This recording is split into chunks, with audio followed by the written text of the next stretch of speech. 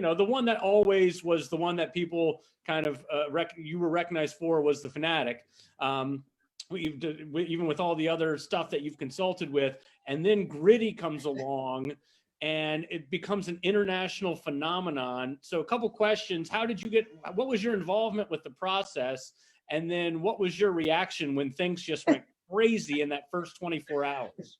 This is one of my all-time favorite stories. I first say that if you look at both of them, the Phanatic and Gritty, the only difference is how we connect today with social media. Everything that happened to Gritty happened to the Phanatic. The window in terms of time was a little bit longer for the Phanatic, but it's the same thing. So the deconstructed process is what we've always used. So the Flyers called me about a year before they pushed the start button. Joe Heller called me, who used to work for Dover International Speedway. One of my best friends is the president there. And Joe said, hey, listen, we want you to do this. We're going to hire you. I don't know when. I just want you to be prepared, because we're not going to do without a mascot. He tells the story that in the Super Bowl parade, they recognized that they were the only one that was not represented with a mascot. And they said, we're not missing this anymore. So, and they had changeover. They had an enlightened young leader, Sean Tilger, who was at the helm, just a great guy. And it's funny, Joe and Sean both are not with the Flyers anymore. They've gone and they're building their careers. But so they started, and I said, and they go, how do we start? And I said, well, here's the process. And I said, the very first thing is what we call a mascot intervention. We're all going to get into the room and we're going to talk about it, and we're going to build a plan, and we're going to story tell, because those are the important things. So commitment is always the first thing I try to test. So I came in, I said, look, I just want to make this statement right now. No matter what we do, no matter what it looks like, no matter how good or authentic it is, and no matter how much all of us are on board, people are going to universally hate this. And it doesn't matter. Just so understand, we can do everything we say we're going to do right, and they're still going to hate it. And they all said, we know, we don't care.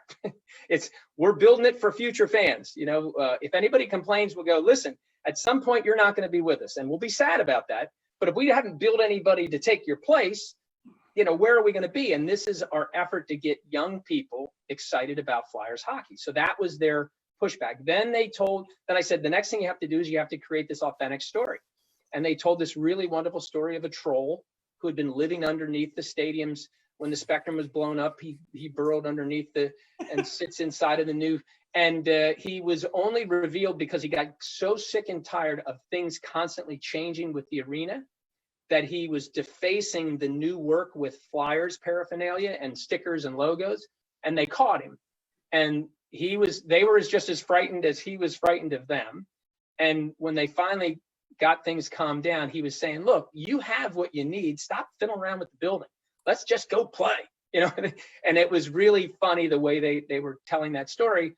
And then we started doing design work. So it was the third thing that happened was it became a wonderful collaboration with no egos. So we got to a place where probably I'd say 65 to 70% of our group was on board with this character that we had designed. Kind of an ode to Eric Lindros's shape. He was big around the shoulders, narrow in the waist. He was supposed to look a little bit meaner, but at the same time, and he had some elements that made him look a little bit like a bull. So we were connecting to that because they didn't want to completely discount that, but they didn't want to make it a big part of it.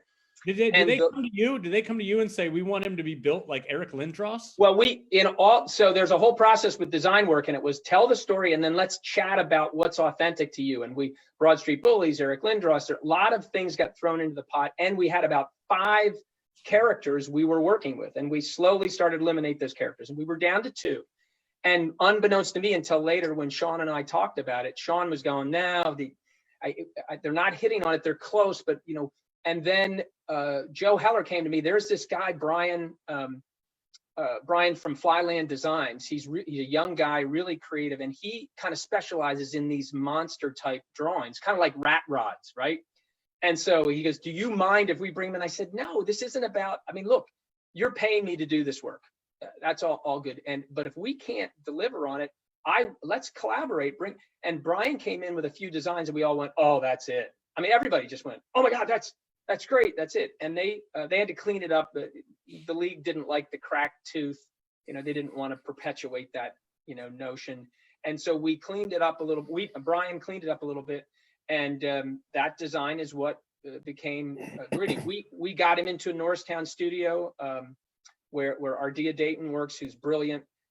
She brought it to life. They wanted a whole bunch of special effects. I kept saying, we can build it, but you know what's going to happen is 2 weeks, 3 weeks, a month, you'll go, why did we do that? We don't need it.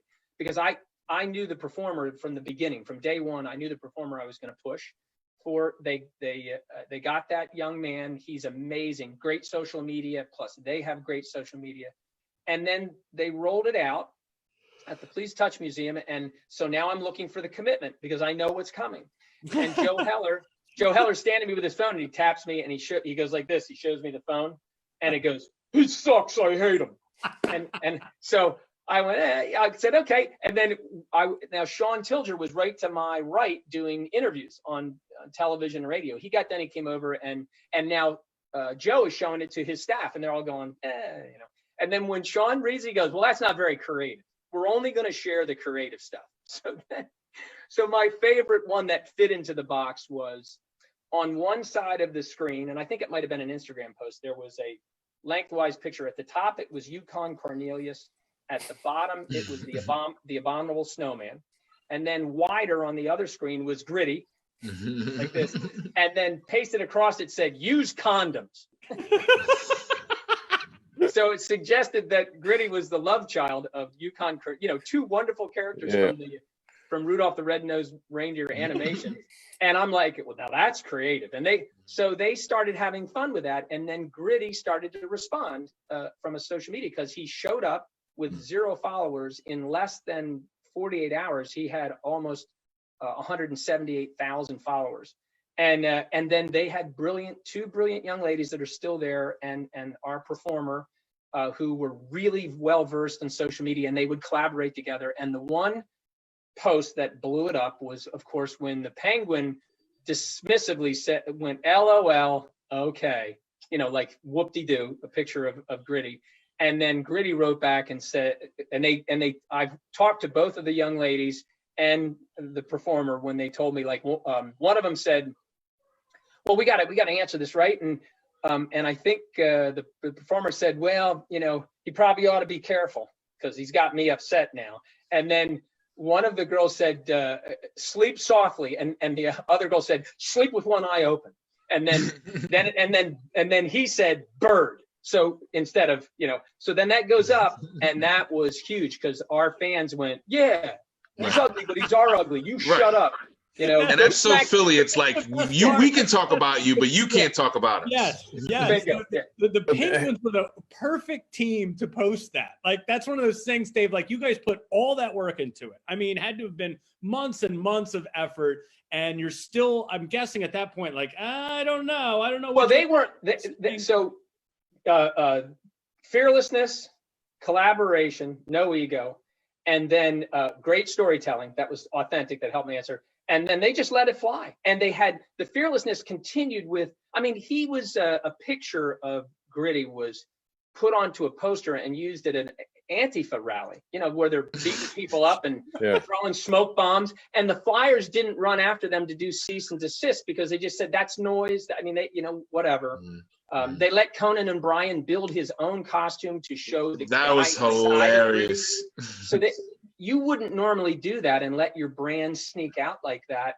And we would probably advise completely against that. No, send the performer up to Conan. We'll figure out a way to make the joke work. And meanwhile, they just said, we don't care, have at it. We'll contain it where we are, and anybody else that does something go, "Oh, that was funny, ha ha." They just let it go. And that's, you have to be fearless to do that. And that's Sean and Joe and his team that really spirited that. And the people that are in charge now with the Flyers are benefiting from all of that work that was done before.